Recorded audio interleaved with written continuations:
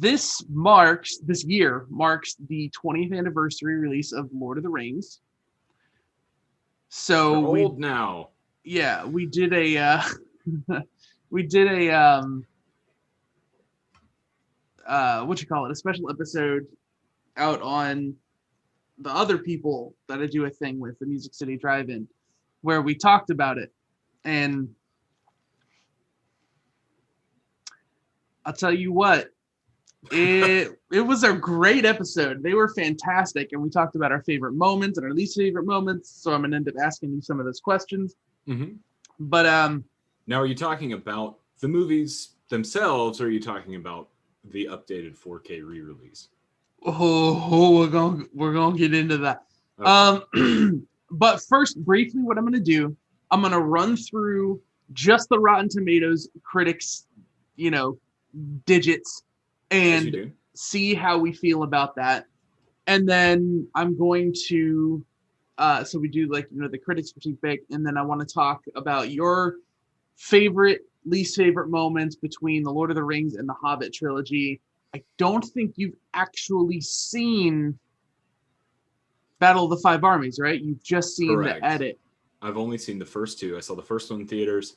Second one, my roommate brought it home. The third one in a very cut down, edited version by a friend of mine, which I can only assume was better because I still hated it. Not because of the edits. Yeah. So let's dive in. There are some deceptive numbers on Rotten Tomatoes. So this alone, I think, is an interesting part of the situation. So sure. Critics, being those which we critique, gave The Fellowship of the Ring 91% of critics say it's a tomato, not a rotten one. Cool. That was an apple, but whatever. Sure. 95% of audience members say that it's a full positive bucket of popcorn, not a spilled one. Right. Here's the thing, though. Average rating is an 8.2 out of 10.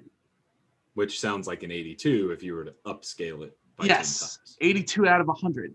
82%, And well, it's the difference, right? On Rotten Tomatoes, correct me if I'm wrong, it's if it's 95% or 91%. 91% of critics say it was good. It's just saying it was above a certain threshold of goodness. Yes. Versus the actual rating of 8.2. Mm-hmm. Got it. Okay. And even then, I think some people have started to point out that there's a little more deceptiveness to this, because you have to understand, basically, this is a total of 230 people. Right. Out of the millions. Anyways, an 8.2 out of 10. Mm-hmm. Lord of the Rings, The Fellowship of the Rings audience gave it a 4.1 out of 5 and gave Godzilla vs. Kong a 4.5 out of 5. Sure. Okay, but how many of those ratings were 20 years ago and how many of them were now? It's hard to tell, because basically they really do actually sweep out some older reviews from publications and use them to update the site. That's something in general about, say, IMDb reviews. Things like The Dark Knight being one of the top 10 movies of all time on IMDb because it was released during the era of IMDb. Mm-hmm.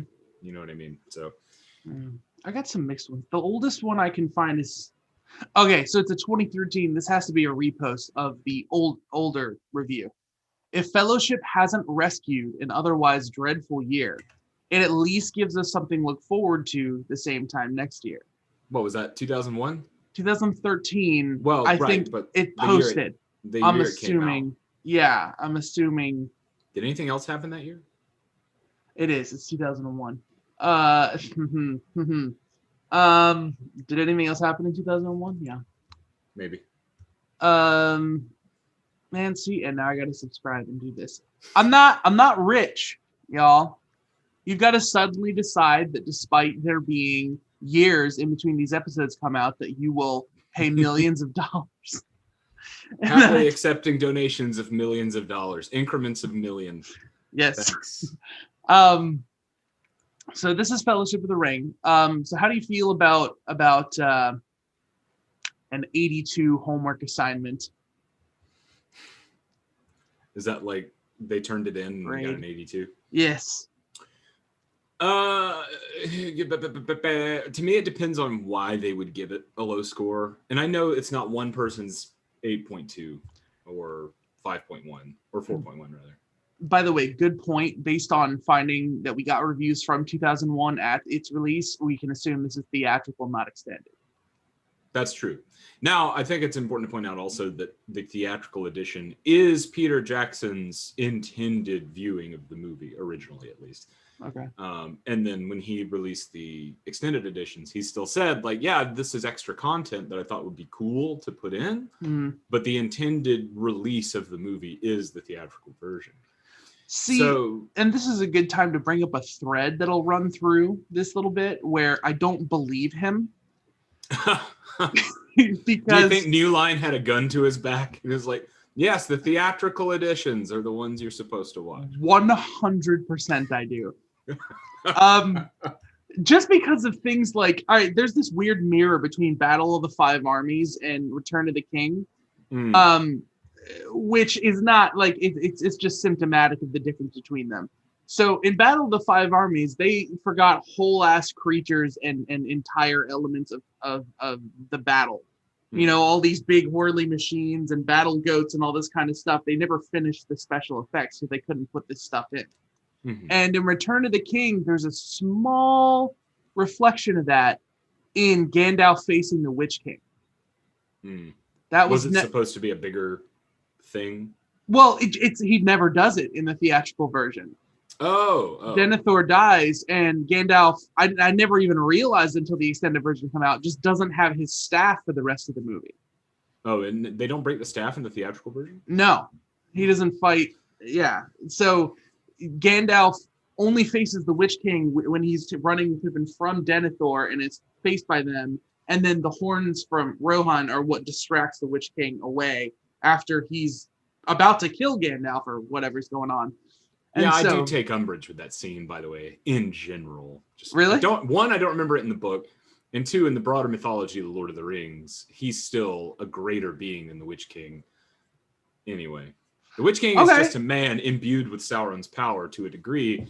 But Gandalf is a Maya spirit imbibed or imbued with the power of other Maya spirits. The Balrog is a greater threat in terms of hierarchy of power than the Witch King. Sorry, I know that this is not what this is about. No, I would actually buy that in terms of watching the movies, though, and I had never thought of that. Like, Balrog.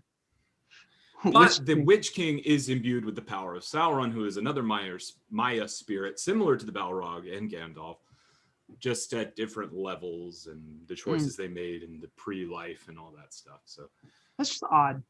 So that's the thing. Is to me that says one of two things. Either he had this neat idea and then he thought, I don't really like it. Let's just take it out and hope no one notices Gandalf doesn't have his staff and doesn't do magic anymore. Right. And he's like, the theatrical is my intended. Or he's like, I really wanted to work out this way, but we have to whittle this down for the movies, and that's one of the things that has to be taken out. Because, when you make this sprawling thing, you're not going to waste time and money shooting things that are like, we're probably not going to use this. Yeah. Like, so I don't know. And especially with everything with the Hobbit and the 4K we'll get into. Because generally speaking, in Hollywood filmmaking, at the very least, every page of the script has to have a purpose. Like, everything that you're doing is supposed to move things along in some fashion, right?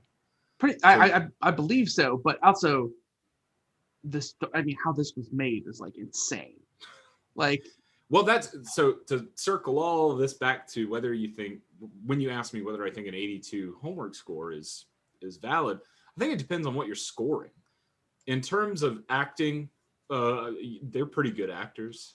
In terms of technical achievement on a filmmaking level, no, that's a very low score, because it was, I don't know anything about the 4K release. I haven't watched it, but going back and watching the Blu-rays of the Fellowship of the Ring, a 20-year-old movie, it is hard to tell. Oh, the 82 is a very low score. I was like, Yes, what are you saying? Like, sorry, yeah. Going back and watching a 20-year-old movie on Blu-ray, it looks great. You would be hard pressed to put a year on when this was made, let alone when other movies released in 2001 being made in 99 to 2000, I'm assuming, look like trash compared to The Lord of the Rings. So it's a low score in terms of technical achievement, probably a fair score in terms of acting. I don't know anything about cinematography in general, but probably. I went on to try and make a joke about some movie in 2001 that would have obviously not held up. And all of a sudden I'm like, holy crap. AI, artificial intelligence. But, oh, no, Tomb Raider and Mummy Returns. There we go. Mummy Returns is mostly good. There's just that little bit at the end where they kind of made a big mistakey. big mistakey. Yeah. Oi. Indeed. So, no, I 100% agree with you. And even in the 4K, some people are saying they can sort of start to see the seams, but they're full of crap. It looks amazing. And I think it's just the intelligence of where to use practical and digital effects, because the practical effects are absolutely bonkers. Who taught these actors how to match eye lines that well? Peter Jackson, I guess. There's all the behind the scenes footage, there's no frame of reference. They don't put a stick behind the actor for them to look at. Like the Kaminoans or Jar Jar's head? Yeah. Like you think it'd be easy. Gandalf's riding in the cart. Frodo's sitting on the second half of the cart, which is actually like way back here. And Frodo's just looking up at Gandalf. And like when he turns over, he goes, oh, my boy, he looks at the ground. And they just look like they're staring into each other's souls.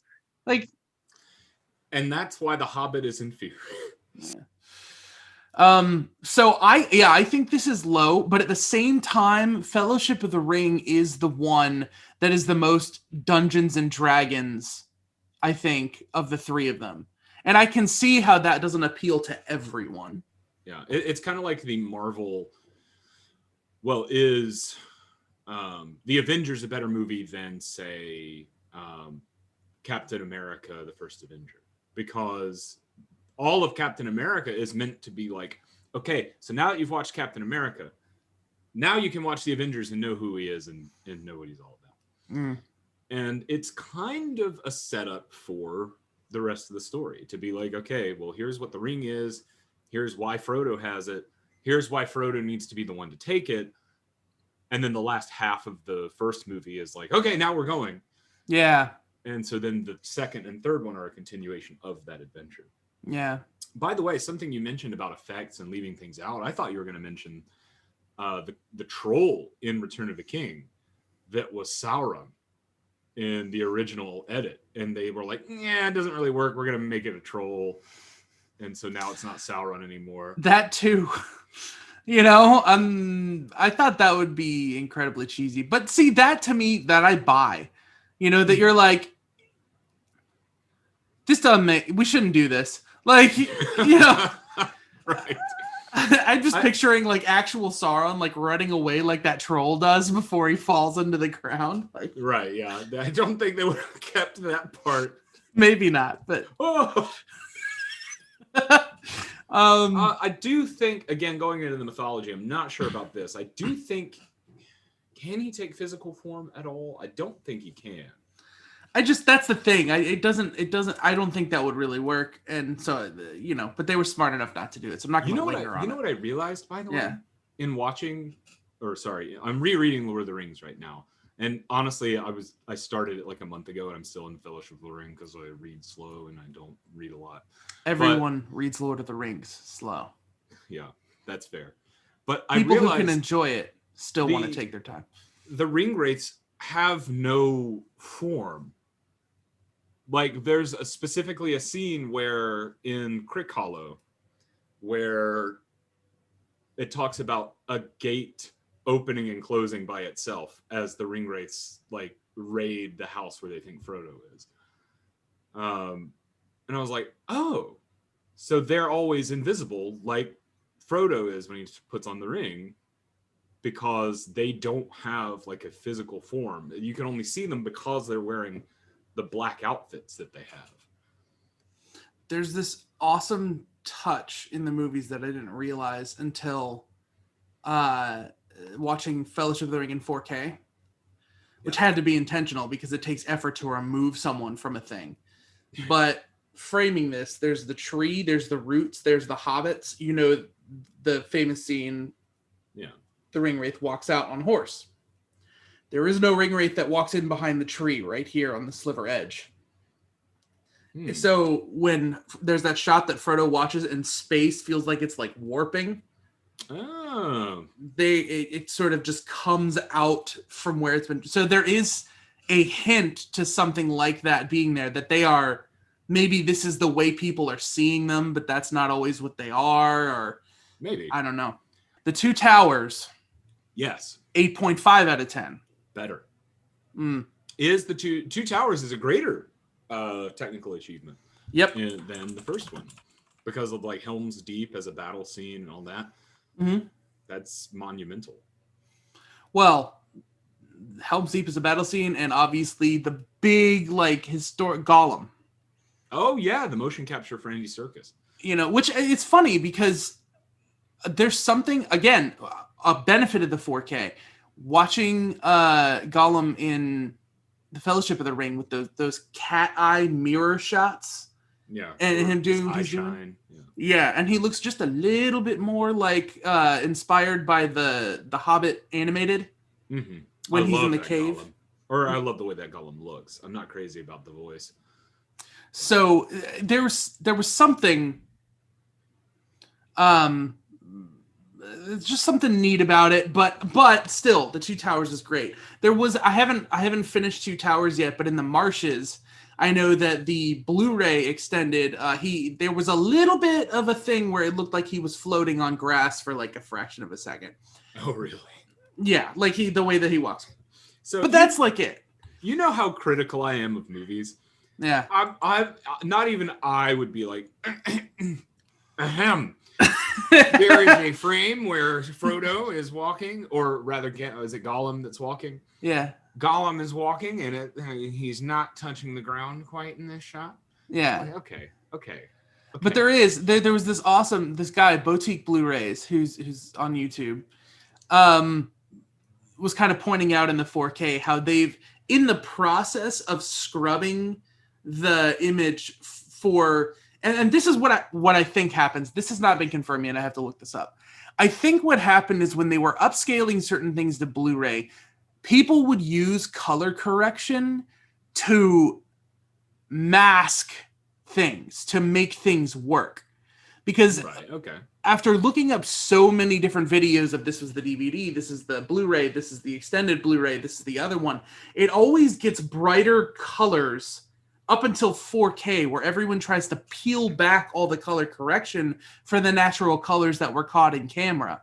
But that causes so much gray just because your brain is filling in all these colors it doesn't see.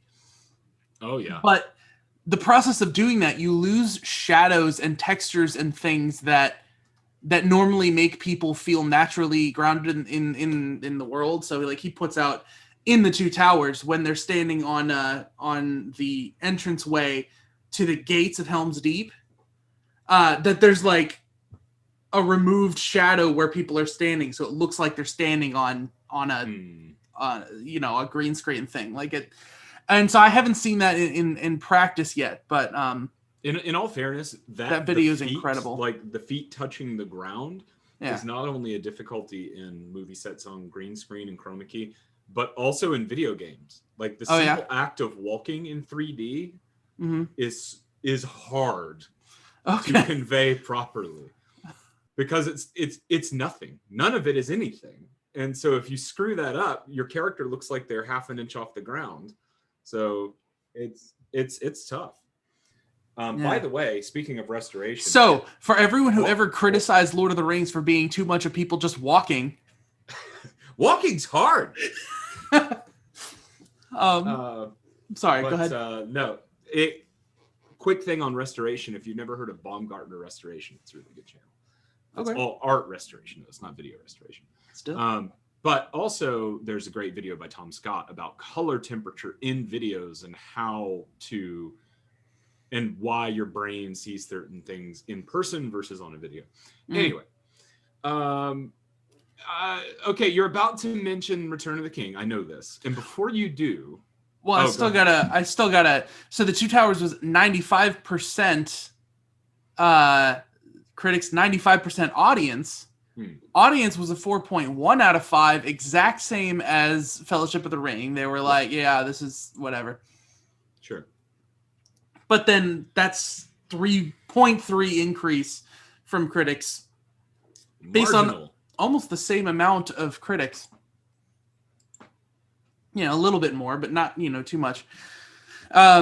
So what do you think of Two Towers being a little bit more than Fellowship of the Ring? But still, I think it's important, but I will say its influence is potentially negative for The Hobbit because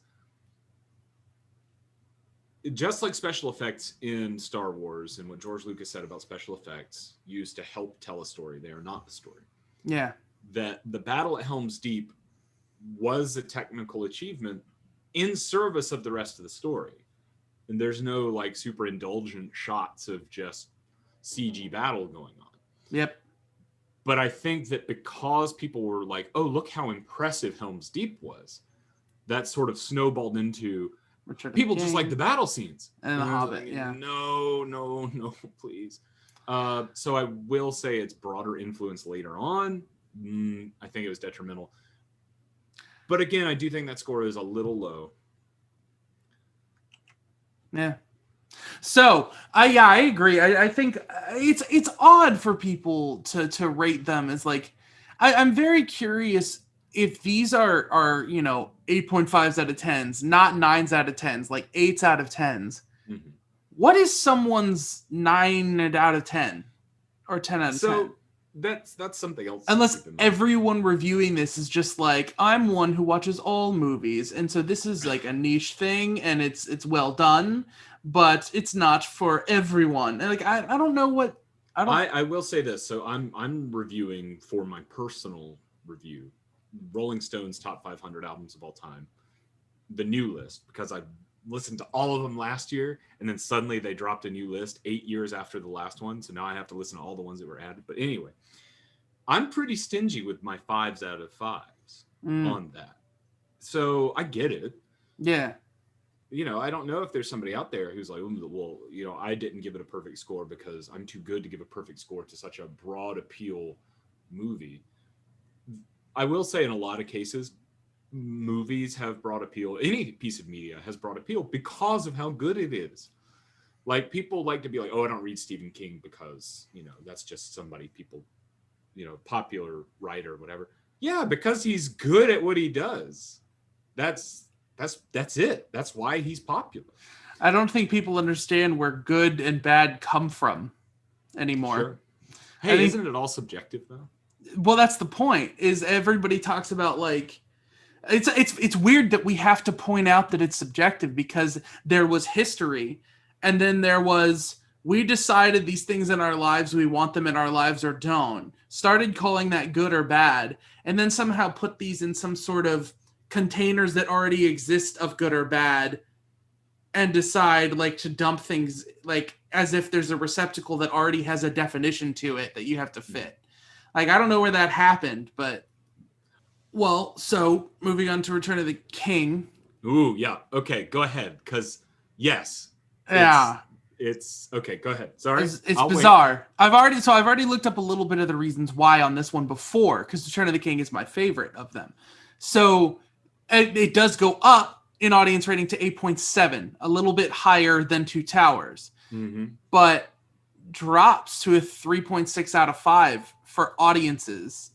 Audiences gave it an 86% average said it was good. Like, fewer people said it was good. The average score was lower than the other two, where critics, the average score was basically the same, like a little bit lower. It's like Two Towers is 95, Return of the King 93, Fellowship 91.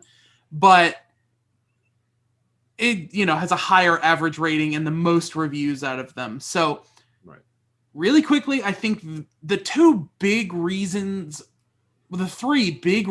why is there's a lot of dragging in some of these, in between Minas Tirith and build up to Minas Tirith and Frodo and Sam arguing over Gollum. A lot of the sequences kind of drag, and that leads to the second big one, which is everyone's kind of annoyed about the runtime being so long. I think a lot of that stems from the ending. Well, that everyone likes to make a big fuss about the ending. That is the third one, but the ending really is only I think 5-7 minutes of runtime. So which part? All of them together. From tossing the ring into the volcano to the credits is only okay. That's probably 10 minutes or so. But I run it from the first time people think the story is over, which I think is when I'm glad to be with you here at the end of all things. Even though I have read enough of the book to know that there's a whole other battle after that. Well, that. But I also just know that the words to look for are, well, I'm back. Mm-hmm. So, last line in the book. Yeah. And even I was teased a couple of times to be like, wow, they're going to end it early. Oh, so that happens, but it's not the most it is definitely probably the longest ending ever, but I mean, it is one movie. There's a lot of threads to wrap up. It's fair to be like, well, he needs to, it's sort of a rewind of everything that's happened so far. It's so he can't go straight back to the Shire. You need to go to Rivendell, or you need to go to Minas Tirith. You need to go to Rivendell. Then you can go to the Shire, where everything's done. Well, and then you can go to Shire. Well, you go back to the Shire, then you go to Rivendell, then you go back to the Shire. There's a lot of okay. The obligatory point to make about this is all filmed as one movie. They had an understanding it would be released in 3 parts, but this was all bulk filmed as one movie and designed to flow as one movie. That's why the end credits for the first 2 are just simple white text on black. And while they actually created credits for everyone in the series for the third one to follow into. So all those people who you all call are crazy, which we kind of are, who watch the movies, back to back to back, that's kind of the point. So this is the ending to that 11-hour movie, 9 to 11-hour movie. Yeah. This is not the ending to a 4-hour movie that you're like, oh, this movie's already so long, and now look how long this ending is. It's like... Did you mean the Snyder Cut? Yeah. But I don't think I do. Okay, so tell me the scores, and I'll tell you whether or not I think those are under or overrated. And then we'll talk about something else. For Return of the King, 87 out of 100. Right, okay. I think that's fine. And 3.6 out of 5. So that's a little low. Yeah, that's... Now, Best Picture 2003, that's too far. not just Best Picture. That is a part of it. Dozens of Academy Awards or whatever. But Best Picture, you're putting that up there with The Godfather. That I think is a little too much. It won Best Picture, Best Original Song, Best Visual Effects, Best Director, Best Adapted Screenplay, Best Original Score, Best Production Design, Best Sound Mixing, Best Costume Design, Best Film Editing, Best Makeup and Hairstyling, Best Sound Mixing.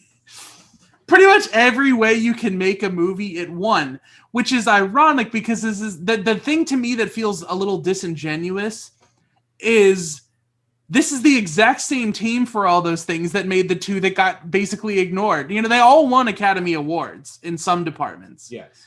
But they didn't win everything they were nominated for like they did in Return of the King. But now, going back to what you said about being one huge movie, Yeah. Best Picture would be valid, I think, other than runtime obviously being like a half a day. But it, to me, as again a technical achievement, direction, writing, Best Picture, sure, totally valid if you're looking at the whole thing. This is the year Johnny Depp was nominated for Best Actor for Jack Sparrow. Uh-huh. This is the year. The other Best Picture winners was Lost in Translation, Master and Commander, Mystic River, and Seabiscuit. Mystic River was nominated for Best Picture. Yeah, I know it's good. I've never seen it. I've heard it's really good, but Best Picture, I didn't. But that's what I'm saying. There's slim pickings. I mean, and that's subjective. Ouch. But you're telling me that Seabiscuit isn't better than Return of the King? Okay. You know what? That one I feel safe saying. Yeah, that's what I'm telling you. But again, the thing is they were all nominated for Best Picture, but only Return of the King won. Yeah, I know. So again, I think it's valid if you were to say, now you've won for all three. I don't think the Academy works that way. No, I don't think either. And there's just so many movies that aren't on there that I feel, oh gosh, no. 2003 is like the scary kind of year that I thought I was looking up when I looked up 2001. Like, what do you mean? Well, for example, the Academy is never going to put X2, Once Upon a Time in Mexico, Hulk, Daredevil, Paycheck with Ben Affleck, The League of Extraordinary Gentlemen, the Texas Chainsaw Massacre remake, House of a Thousand Corpses, Scary Movie 3, maybe Big Fish. Oh, I love Big Fish. Big Fish is great, but I'm starting to think and this is like a gut impression, I'm starting to think that maybe they just didn't have that many choices. So favorite parts, Lord of the Rings. I'll go ahead and knock those out for you because I think you mentioned that you want to know some of what that is. My favorite part is when they cut off the S of Saruman and called him Aruman to make it easier for audiences to understand the difference between Saruman and Sauron. Oh wait, sorry, that's the cartoon version made by Ralph Bakshi. That's fine. Which, by the way, I think is underrated. Okay.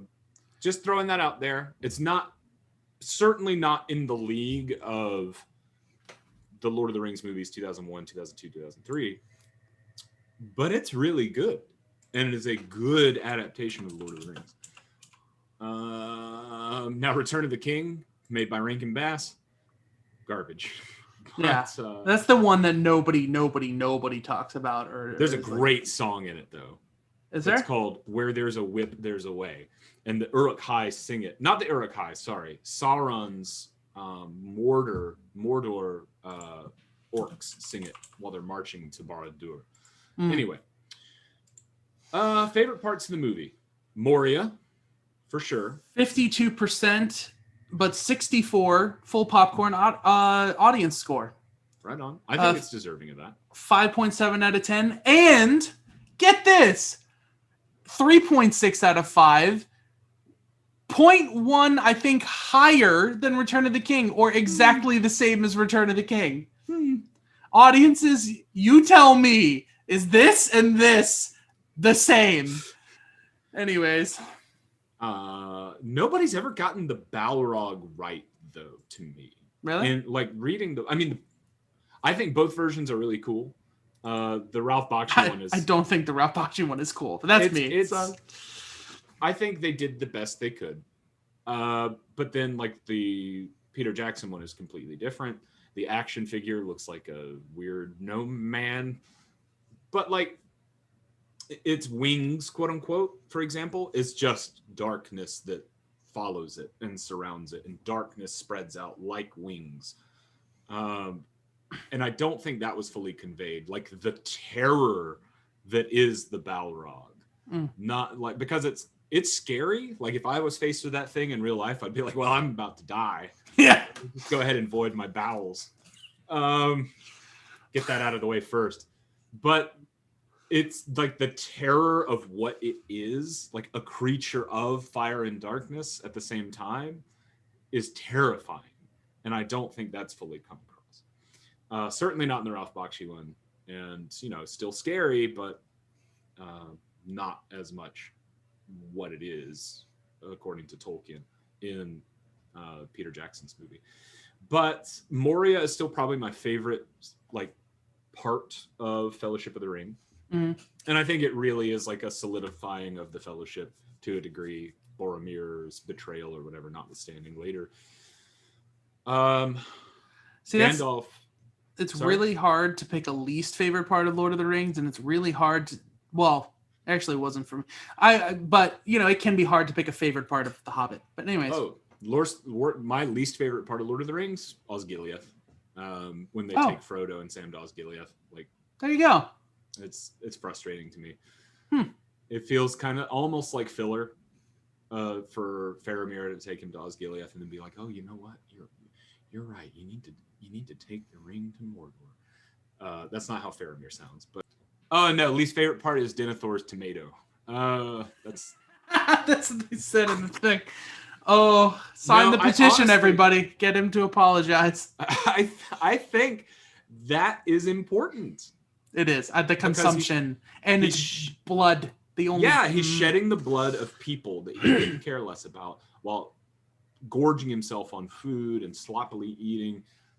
And as you said, it's blood of the people that serve him. I don't even think the insides of a cherry tomato is that red. I think that was actually done with food coloring or something. I don't know. I something like that. But his performance as Denethor is fantastic. Yeah, he's great. I hate him. Right, exactly. That's what they want. Two Towers.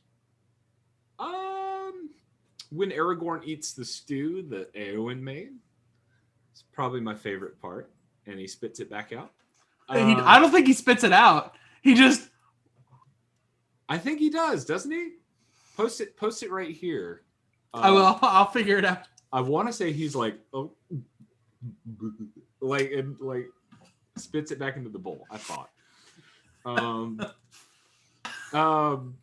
No, my favorite part I think in that is Theoden's restoration.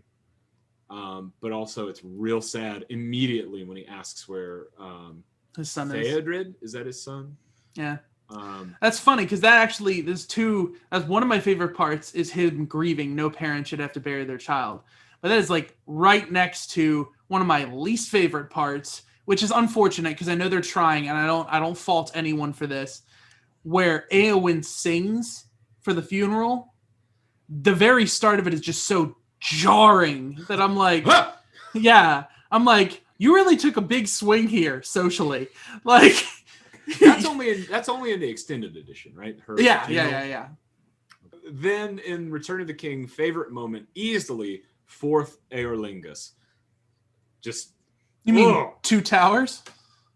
No. Oh no. Sorry. No, I mixed these up. Hell and World's Ending, I think is what he says.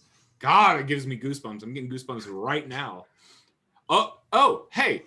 Ralph Bakshi's Lord of the Rings. Yeah. John Hurt as Aragorn. Oh, yeah. That's fantastic. Yeah. So good. But Gandalf from The Hobbit, the cartoon, as John Huston as Gandalf, unmatched Gandalf to me. Okay. That is Gandalf. So that'd be your favorite part of that? Well, Gandalf. Favorite scene when Bilbo confronts Smaug with the ring. Oh, okay. And then he grabs that cup and he's like, ta-ta, and runs. Seems like something I would do. As opposed to the scene where he confronts Smaug in Desolation of Smaug. I like that bit. Well, I'll just tell you, my favorite moment in the Lord of the Rings trilogy, I said was You Bow to No One. Oh, yeah, that's a good one. And it requires the rest of the movies to sort of earn the emotional gut punch that is. And then my least favorite, I originally said was just the bits from Frodo and Sam where I just can't empathize, period, with Frodo or Gollum. So it's just really frustrating what's going on with Sam.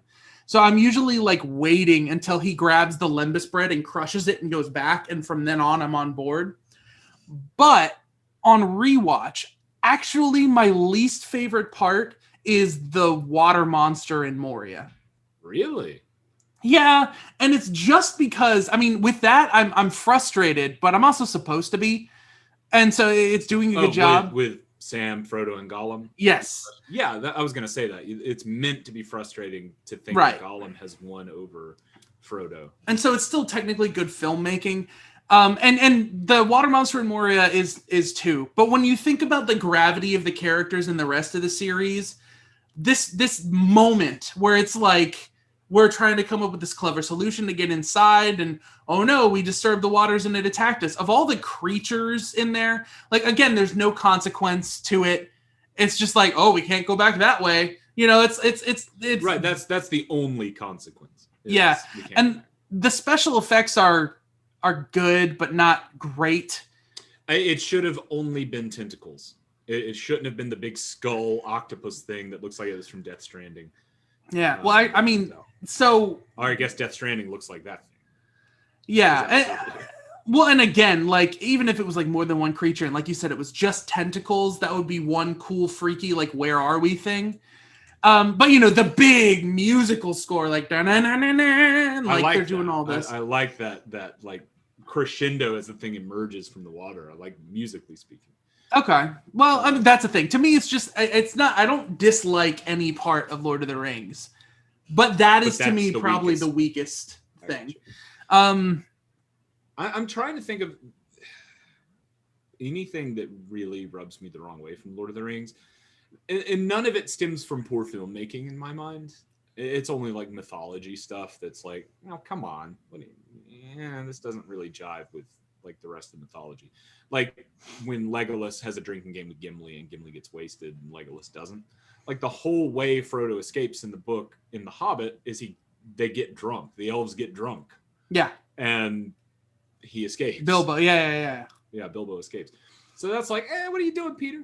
I know honestly, to me, that's really it, is how much ball-busting Gimli gets in the movies. I honestly think Gimli, there's this thing coming out where the actor, the stunt actor who's actually a dwarf, who, you know, was playing Gimli, is really bitter because he's actually on screen a lot more than he's credited for. Mm-hmm. And even then, John Rhys-Davies plays him for comedy, like had to play him for comedy so much. I don't want to knock on John Rhys-Davies. He's awesome. Sure. But like, I think Gimli kind of is the most shafted character, probably. I think so. And like, I hate to be that guy that's like, oh, going back in the book. But I would have thought Legolas because he's quiet, but then I saw The Hobbit and I was like, I don't need to know what's behind there. Anyways. Yeah. Hey, you know, the only line that he says to Frodo is, and my bow. I'm pretty sure. I'd have to go back and watch it. But that's the thing, is they're consistent with it. He's there because he's developed a friendship with Gimli and he cares about Aragorn. Yeah. He doesn't ever play it up at the end. Like, you know, when Legolas walks in, he's like the one, Frodo doesn't even say his name. He just smiles. Oh, you made it. You know? Like, I am Aragorn, son of Arathorn. This is Gimli, son of Glóin, and Legolas of the Woodland Realm. Yeah, that's the ticket. Yeah, that's right. Not you don't son know my of dad's name is Thranduil? Come on. And Legolas, son of Thranduil. You cannot wield it. It has no other master. But no, yeah, Gimli. The One Ring answers to Sauron alone. Gimli gets the shaft, man. Like he's a little frustrating at points in the book, but generally he's like a respectful, like son of he's like Legolas. He's the son of a like well-respected, not royalty, but you know, well-respected, wealthy dwarf lord. Yeah. But they play him up for laughs. And so now, to fill out the rest of our usual redonkulous runtime, you can watch on loop the dummy that Legolas pulls up over the edge of the two towers, his arm raking over. So here you go.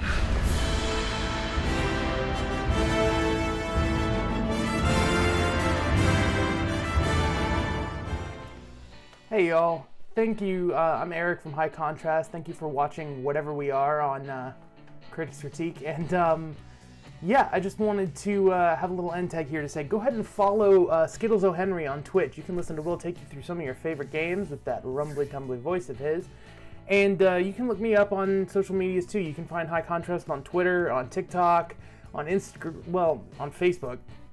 And look around, spread us around, see what you like, because we're hoping to, as always, do more coming up in the near future. So stick around. Thank you.